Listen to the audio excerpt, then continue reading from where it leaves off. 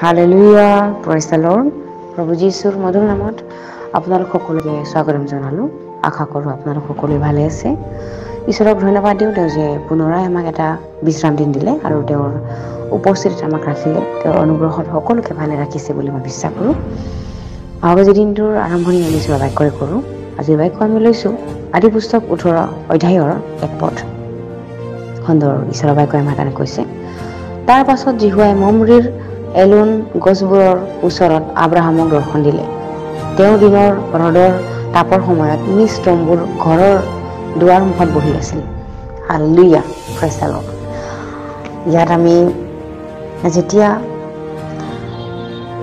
ঈশ্বৰ জিহুৱাই ইছাকৰ জন্মৰ বিষয়ে তেওঁক প্ৰতিজ্ঞাৰ দিয়া সময়ত আব্ৰাহামে যেতিয়া তেওঁ প্ৰাৰ্থনা কৰিছিলে, ঈশ্বৰে প্ৰতিজ্ঞা কৰিছিলে যে চাৰাক কৈছিলে যে এই সময়তে এটি পুত্ৰক তুমি প্ৰসৱ কৰিবা বুলি।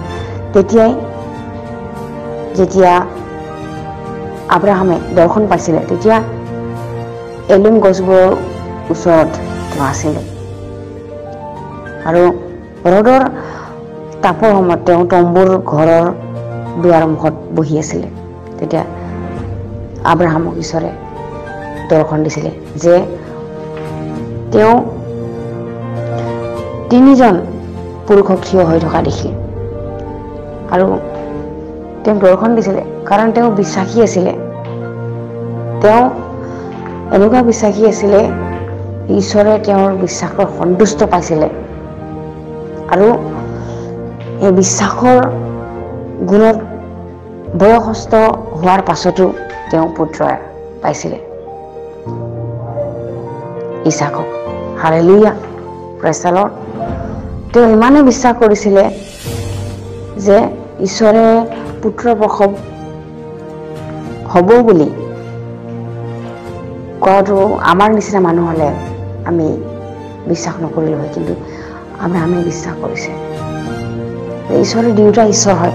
ঈশ্বৰ যে প্ৰতিজ্ঞা কৰি পাহৰি যোৱা ঈশ্বৰ নহয়, তেওঁ মনত থাকে আৰু তেওঁ প্ৰতিজ্ঞাত যি কয় সেইটো সফল কৰে। আমেন। জানে আব্ৰাহামক দৰ্শন দিছিলে, সেইটো সময়ত আব্ৰাহাম চাগে পবিত্ৰ চিন্তাত তেওঁ পবিত্ৰতাত আছিল। আজি আমি কিয় দৰ্শন নাপাওঁ? আজি আমি কিয় ঈশ্বৰৰ পৰা উত্তৰ নাপাওঁ? আমি বিশ্বাসী নহয় আৰু আমি অলপো বিশ্বাস নকৰোঁ। আমাৰ বিশ্বাসটো খন্তেকীয়া, কিন্তু ঈশ্বৰে আব্ৰাহামৰ বিশ্বাসটো জানিছিলে আৰু তেওঁক সেইমতে দৰ্শন দিছিলে।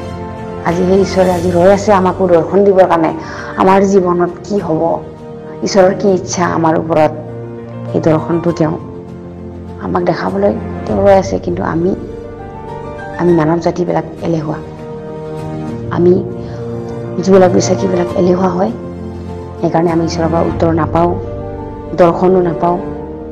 কিন্তু ঈশ্বৰে আব্ৰাহামক দেখাইছিলে দৰ্শন, আৰু সেইমতে তেওঁ পুত্ৰ ইছাক জন্মিল।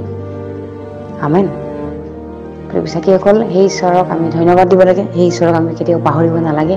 তেওঁৰ উপকাৰবিলাক, তেওঁৰ মংগলবিলাক আমি মনত ৰাখিব লাগে আৰু তেওঁক ধন্যবাদ দিব লাগে।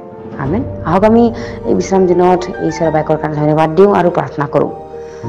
ধন্যবাদ প্ৰভু, তুমি ধন্যবাদৰ যোগ্য তোমাৰ সুন্দৰ বাক্যৰ কাৰণে। প্ৰভু, তুমি আব্ৰাহামৰ বিশ্বাসৰ গুণে তুমি তেওঁক এটি পুত্ৰ দিলা প্ৰভু, কাৰণ তুমি বিশ্বাসী ঈশ্বৰ। তুমিয়ে বিশ্বাসী হয় প্ৰভু। তুমি আমাক মনোনীত কৰিলা, লওক তুমি আমাক নিমন্ত্ৰণ কৰিছা, আমন্ত্ৰণ কৰিছা প্ৰভু। এনেকুৱা বিশ্বাস দিয়া যে তোমাৰ লগত আমি খাপ খাই থাকিব পাৰোঁ, তোমাৰ লগত সম্বন্ধ ৰাখিব পাৰোঁ প্ৰতিদিনে প্ৰতিপলে। প্ৰভু, তোমাৰ ধন্যবাদ হওক। এই বিশ্ৰাম দিনত যিসকলে শুনি আছে, তোমাৰ বাক্য মানি আছে, সেই সকলোকে একে সমানে আশীৰ্বাদ কৰিবা। এই সকলো যাচনা ত্ৰাণকৰ্তা জীৱিত নাচৰতীয় প্ৰভু যীশু খ্ৰীষ্টৰ নামত অৰ্পণ কৰিছোঁ। আমেন। Praise the lord.